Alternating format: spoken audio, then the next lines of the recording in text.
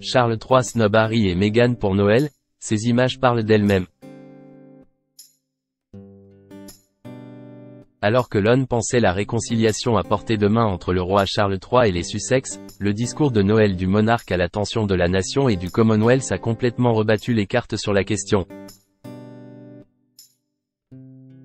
Une déclaration qui laisse entendre que les problèmes sont loin d'être terminés. La paix retrouvée entre Charles III et les Sussex? Rien n'est finalement moins sûr. Point.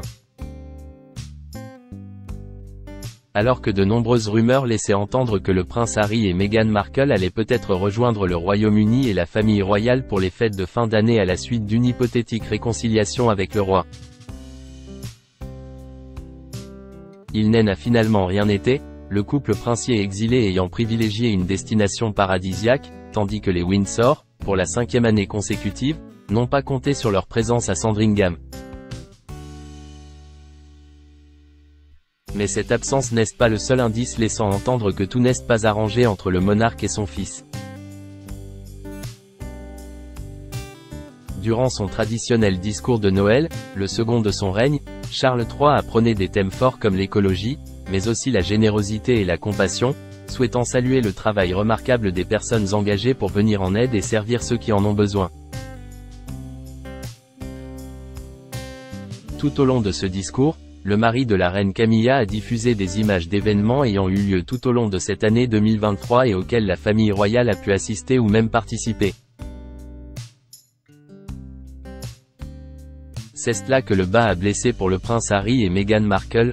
Aucune image de leurs actions, ou de leurs initiatives n'a alors été mise en avant par le roi durant son discours.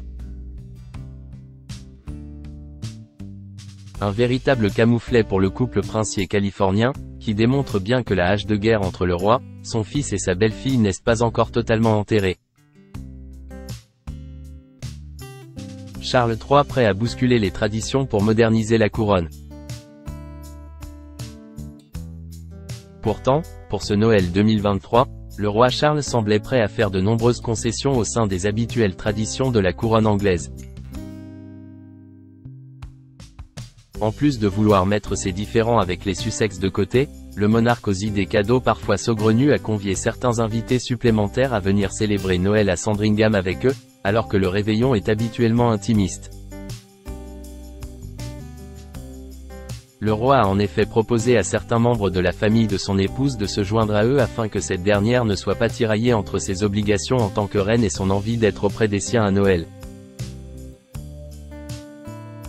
Des décisions qui montrent combien le monarque est prêt à moderniser l'institution et à assouplir les règles, sans que cela ne suffise cependant pour rétablir un véritable dialogue entre les Sussex et le reste de la famille royale.